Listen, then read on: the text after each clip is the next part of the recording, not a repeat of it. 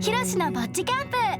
東北宮城の森へ一人ぼっちなキャンプに出かけます。松明5年分ぐらいあるぞこれ。はじめまして、ひろしと言います。ああ、そうです。い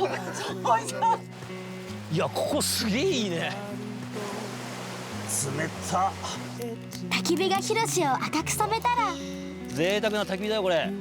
6月4日夜10時放送、お楽しみに。